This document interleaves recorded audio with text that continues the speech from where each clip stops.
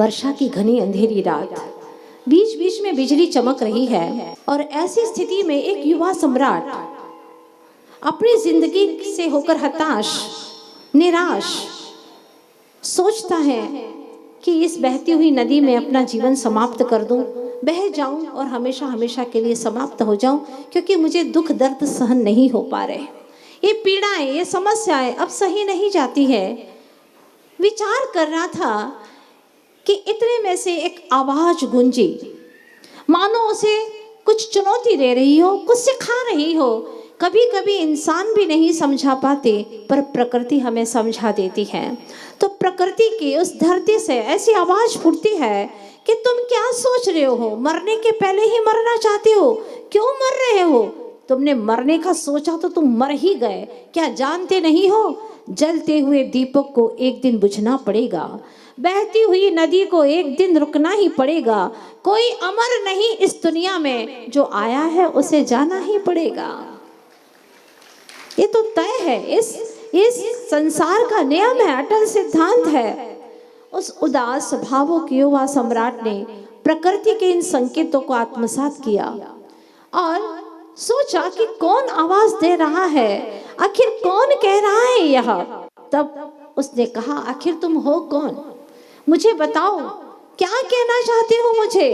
फिर से आवाज फूटती है, नारायण प्रति नारायण ओ महापुरुष बलदेव धनी, कहाँ गए वे महामना सब गणनायक ओ यति मुनि। काल गाल में समा गए सब, विस्मृत मृत हैं आज नहीं। हम सम साधारण जन की क्या बात रही, यह लाज रही। जब बड़े बड़े काल के गाल में समा गए तो हम छोटे छोटे लोगों की बात ही क्या है। एक न एक दिन काल के गाल में तो समाना ही है, लेकिन तुम पहले ही क्यों समाना चाहते हो? जानना चाहते हो? मैं कहानी सुनाना चाहती हूँ। तब वह युवा सम्राट कहता है, सुनाओ, कौन है ऐसे जो आपके इस काल के गाल में समाहित हो गए? मैं जानना चाहता हूँ, बताओ। तो धरती माँ कहानी सुनाना शुरू करती है। आप लोग श्रवण करना चाहते हैं? धरती माँ क्या कहती है, सुनिएगा। एक दिन अचानक पद्म राजा के महल में 4 व्यक्ति आए, बलि, बृहस्पति, मयूची और प्रहलाद। 4 इस नाम के व्यक्ति आए। तब अचानक जैसे उनका प्रवेश हुआ, उल्लास के साथ में एक वरिष्ठ सभासद में आगे बढ़ कर के पूछा कि आप लोग क्यों और कहां से कैसे आना हुआ है? तब वो कहता है, चारों जो मंत्री थे वह कहते हैं, तुम्हारे प्रेम की सुगंध हमें यहाँ तक खींच करके लाई है। आपकी कीर्ति की यशोगाथा ने हमें आने को यहाँ पर विवश कर दिया है। प्रेमा शक्ति से ये भोरे खींचे चले आए हैं। धन्य हो गए हमारे नयन। और शीश झुकाते हैं, हे राजन, आपके चरणन। ऐसी प्रशंसा भरे शब्दों के पुल बांधे राजा तो बिल्कुल मदहोश हो गया। और आप जानते हैं कि प्रशंसा एक ऐसी मदिरा है जो मुंह से नहीं पी जाती, कानों से पी जाती है। प्रशंसा तो कर लो, अच्छे अच्छे लोग वश में हो जाते हैं। बस राजा भी प्रशंसा के इस मधुर रस में चिपक गया। वे चारों बोले कि राजनीति तो हमारी रग रग में समाई हुई है, हमारी रोम रोम में बसी है। हम तो उसी खाते हैं, राजनीति को उसे ही बिछाते हैं। बस आप चाहो हम कठिन से कठिन कार्य भी पलक झपकते ही पूरा कर सकते हैं। चांद तारों को हे राजन आपके चरणों में ला सकते हैं। और तो और हम तो आसमान को भी मुट्ठी में कैद करना जानते हैं। इतनी बड़ी बातें सुनकर के राजा की जो अतृप्त कामनाएं थी वो जागृत हो जाती हैं और वह उसके विचारों में अनेकों कामनाएं रूपायित होने लगी।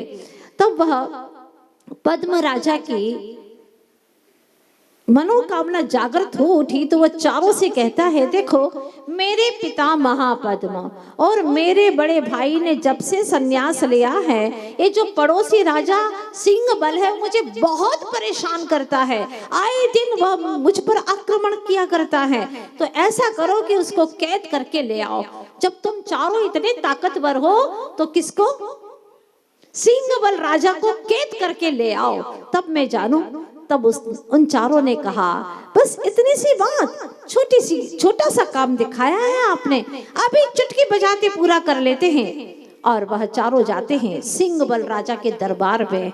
वहां पर चारों मिल करके राजा की बड़ी प्रशंसा करते हैं और कहते हैं कि राजन, हम आपकी हर समस्या का समाधान करने आए हैं, हम आपकी हर समस्या का समाधान करने आए हैं, पद्म राजा का भंडाफोड़ करने आए, उसकी एक एक वीक पॉइंट हम जानते हैं, हम आपको बताएंगे। वाह क्या संसार है, इधर भी मिलो इधर भी मिलो और दोनों को लड़ाओ झगड़ाओ और अपन खुद मजा लो।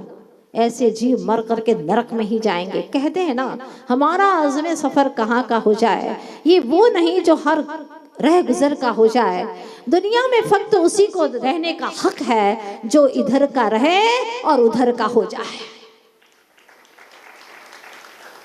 और ऐसे लोग अपनी दादागिरी चलाते हैं और वो दुनिया में रहते हैं, मतलब संसार में ही रहना है उन्हें। यहाँ पर भी कुछ ऐसा ही हुआ। सिंहबल राजा तो बिल्कुल इतना प्रसन्न हो गया जैसे कि मक्खी होती है ना, मिठाई के लोभ में गुड़ में चिपक जाती है। तब वह सोचता है कि कितना अच्छा है, कई सालों से मैं उपाय कर रहा हूँ लेकिन वो जीता नहीं जा रहा है, ये चारों आगे, अब तो मैं अवश्य जीत लूंगा, कहो कहो क्या बात है, इसकी वीक पॉइंट क्या है। तब वह कहते हैं चारों कि राजन, आप तो न्याय नीति में निपुण हैं, एकांत में ही ऐसे गुप्त रहस्य को प्रकट किया जा सकता है, ऐसे भरे राज दरबार में कैसे प्रकट किया जा सकता है। वास्तव में कहते हैं ना, उल्लू को दिन में दिखाई नहीं पड़ता और सत्ता लोलुपी को न दिन में दिखाई पड़ता है ना रात में दिखाई पड़ता है। जैसे कि सांप बीन के वश में हो जाता है और नारी सौंदर्य के वश में हो जाती है, अहंकारी सम्मान के वश में हो जाता है, उसी तरह से वह सिंहबल राजा भी सत्ता के लोभ में उनके वश में होकर के कहता, चलो चलो जल्दी चलो, कौन से एकांत में चलते हैं, हमारी एक सुरंग है वहां से जाते और एकांत में जाते हैं। बस वहीं पर जाकर के एकांत में गुप्त रहस्य को जानने की तमन्ना से जैसे ही गया, लेकिन चारों ने उसको बांध दिया, सिंहबल राजा को, और उसको बांध करके नारियल की भांति सुरंग के गुप्त रास्ते से ले जाकर राजा पद्म के चरणों में समर्पित कर दिया। राजा पद्म बड़ा खुश, कहने लगा, मांगो मांगो, क्या चाहते हो तुम, क्या वरदान चाहते हो, जो मुंह मांगोगे वही दे दूंगा। पर कहते हैं ना, चाणी की नीति है कि गरम खीर को एकदम नहीं खाते, किनारे किनारे से खाते हैं। तो बस उन्होंने भी कहा कि हमारा जो वरदान है राजन, अभी तिजोरी में रख दिया जाए, जब समय आएगा तब हम मांग लेंगे। पर कहावत है, नीति वाक्य है कि अनजान और नारी को कभी भी भूल करके भी वचन नहीं देना चाहिए। देखो राजा दशरथ ने कैकेयी को वचन दे दिया था, क्या बुरा हाल हुआ, और यहाँ अनजाने व्यक्ति को वचन दे दिया, न जाने क्या होने वाला है। एक दिन क्या होता है, अचानक खबर मिली कि अकंपनाचार्य का संग पधारा है। सुनते ही सिंहासन से नीचे उतर करके राजा पद्म ने प्रणाम किया मुनि भगवंतों को। राजा पद्म के महल में है, आप सभी लोग याद है ना, आप लोगों को वहां की ये सारी घटनाएं चल रही हैं और सिंहबल राजा को कैदी बना ही दिया है। आप लोग समझ चुके हैं यहाँ तक की सारी कथा को। अब देखते हैं क्या होता है। जैसे ही अकंपनाचार्य मुनिराज का संग पधारा है, ये पता चला तो राजा पद्म सिंहासन से नीचे उतर के 7 डग आगे जाकर के मुनिराजों को साष्टांग प्रणाम करते हैं और पूरे नगर में ढिंडोरा पिटवा दिया कि मुनिराजों का संघ यहाँ पर पधारा है, सभी दर्शन के हेतु जाएंगे। आज के समय जैसी दशा थोड़ी ना है कि मीटिंग लगाओ, भैया सुना है माता जी आ रहे हैं अपने नींदौर में, चेहरा देख रहे हो हमारा, हाँ अब ठीक है आ तो रहे हैं, वो क्या करें, आचार्य जी ने भेजा है, उनका आदेश रहता है तो इनकी शिष्य शिष्याएं तो आती ही हैं, अब क्या करेंगे। देखो भैया चातुर्मास में हमारा तो सीजन चलता, हम तो बिल्कुल समय नहीं दे सकते। दूसरा कहता है, जैसे पार्लियामेंट में होता है ना मीटिंग वगैरह ऐसे ही। और दूसरा कहता है देखो भैया हमारी तो माँ बीमार है, आप लोग जानते ही है। हाँ, तीसरा कहता है तुमको पता हमारी पत्नी कितनी क्रूर स्वभाव की है। हाँ, बहुत बहुत, हम कुछ नहीं कर पाएंगे। चौथा कहता हमारे बच्चे साथ देते ही नहीं है भैया। पांचवा कहता हमारी दुकान चलती नहीं, आप लोग सब जानते हो, इसलिए देखो हम तो ये सब कुछ नहीं कर सकते। लेकिन एकाध कोई पुण्यात्मा, निकट भव्य आत्मा वो खड़ा होकर के कहता है चिंता मत करो इंदौर वालों, कोई तुम्हारी जरूरत नहीं है, बस मेरा उत्साह वर्धन करो, मैं अकेला ही संघ को लेकर के आ जाऊंगा, कोई विकल्प नहीं। और जब वह तैयार हो जाता है तो सारा नगर उसका धर्म लाभ लेता है।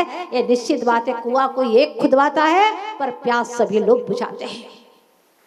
मंदिर कोई एक बनाता है, कुछ लोग बनाते हैं, लेकिन इसका लाभ तो सभी लोग लेते हैं। तो पार्लियामेंट में जैसे हंगामा होता है विरोधियों के द्वारा शासन को फेल करने के लिए, ठीक उसी तरह से चलता रहता है। लेकिन पहले के जमाने में ऐसा नहीं होता था। राजा ने जो आज्ञा दे दी, जो आदेश दे दिया, सबको अक्षरशः पालन करना ही होता। अगर नहीं जाता दर्शन के लिए तो वह दंड का पात्र होता था।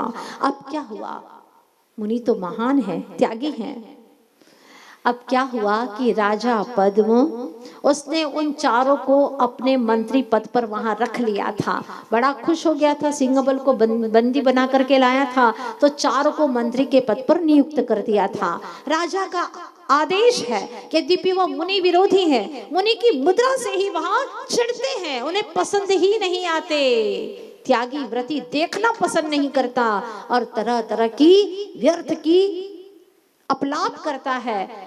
दो चार शास्त्र क्या पढ़ लिए, उसी में ही तर्क कुतर्क करता रहता है। ये चारों के चारों की इच्छा तो कतई नहीं थी, लेकिन राजा की आज्ञा है तो अब करे क्या। जैसे कि वेश्या को सती पसंद नहीं आती है, कभी नहीं आती, वैसे धर्म विरोधी को मुनि मुद्रा कभी पसंद नहीं आती। जैसे ऊंट होता है ना, वो पर्वत के पास जाने से डरता है क्योंकि उसकी ऊंचाई से भी ज्यादा ऊंचाई पर्वत की है। उसी प्रकार से जैसे ऊंट पर्वत के पास जाने से डरता है, उसी प्रकार से झूठ भी ऐसे महामुनीश्वरों के चरणों में जाने से डरते हैं। हुआ ये कि जैसे ही वो गए, देखा उन्होंने, जैसे ही देखा ओहो समझ में आ गया। फ्लैशबैक में चलिएगा हमारे साथ में। क्या हुआ, अरे ये तो वही है, वही कौन। जब हस्तिनापुर नगरी में हाँ ये घटना क्या घटती है तो देखिएगा। ये तो वही है जब अपन राजा वर्मा के मंत्री थे। हाँ, कौन से राजा वर्मा के हम चारों मंत्री थे, वहां से निकाल दिया था, तभी तो यहाँ आए राजा पद्म के यहाँ पर। क्या घटना घटी थी अब देखिएगा। प्रातः काल अकंपनाचार्य मुनिराज को निमित्त ज्ञान से पता चला कि आज पूरे संघ पर उपसर्ग आ सकता है, तो प्रातः काल से ही सारे अपने शिष्यों को मौन दे दिया। आज कोई भी वार्तालाप किसी से भी नहीं करेगा। राजा वर्मा के मंत्री थे, तब इन्होंने उनका उपहास करना शुरू कर दिया और तरह तरह के प्रश्न पूछना शुरू कर दिए। मुनिराज को मालूम नहीं था कि आज मौन रखना है। उन्होंने प्रश्न का सटीक जवाब दिया, साथ में राजा था। तब राजा ने कहा, देखो मैं पहले ही कह रहा था ये बड़े ज्ञानी होते हैं, ध्यान की चोटी पर जीते हैं, दो रोटी के बल पर नहीं जीते। मैंने पहले ही कहा था, आखिर हार गए ना तुम, हार गए तुम। ठीक है, ये उन्हें अच्छा तो नहीं लगा, लेकिन वह जैसे ही शुद्ध सागर मुनिराज अपने आचार्य भगवान के पास में आते हैं और सुनाते हैं कि भगवान आज रास्ते में ऐसी ऐसी घटना घट गई है, तब आचार्य भगवान ने कहा, ओ अनर्थ हो गया, अनर्थ हो गया। जिसको बचाने के लिए मैंने सारे मुनियों को आज मौन दिया है, पर तुम बोल गए, अनर्थ हो गया। अब आज संघ के ऊपर घोर उपसर्ग आ सकता है, तो क्या करूं?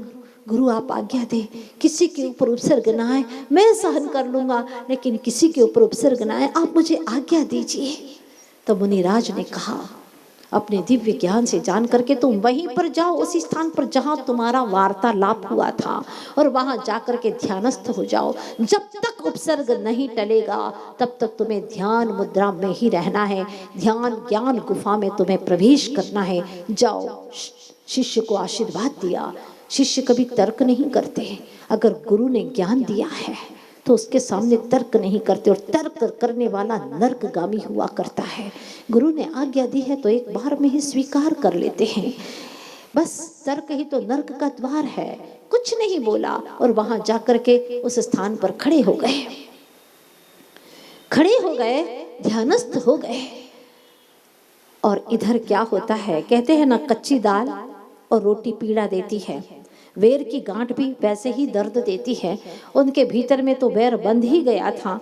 तो जैसे ही उन्होंने सोचा कि आज उन सारे मुनियों के ऊपर घोर उपसर्ग करेंगे, रात में चलेंगे, और चारों ने स्कीम बनाई, षड्यंत्र किया, और रात्रि के अंधेरे में वे आए नंगी तलवार लेकर के कि सारे 700 मुनि राजों की गर्दन धड़ से अलग कर देंगे।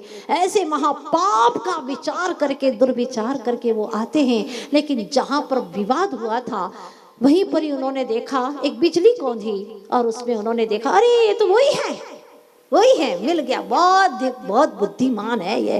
हाँ, अपना शत्रु तो है लेकिन बुद्धिमान है। अकेले आकर के खड़े हो गए, नहीं तो वहां पहले हमको इन्हीं की धड़ से गर्दन काटनी थी, तो अलग से हमको ढूंढना पड़ता पहले। अच्छा हुआ कि यहीं पर आकर के बैठ गए। अब अन्य के पास जाने का मतलब ही क्या है, यहीं पर ही कर लेते हैं काम तमाम। और जैसे ही वह चारों की चारों दिशाओं में नंगी तलवार लेकर के खड़े हो जाते हैं, पर मुनिराज अपने ध्यान में लीन है।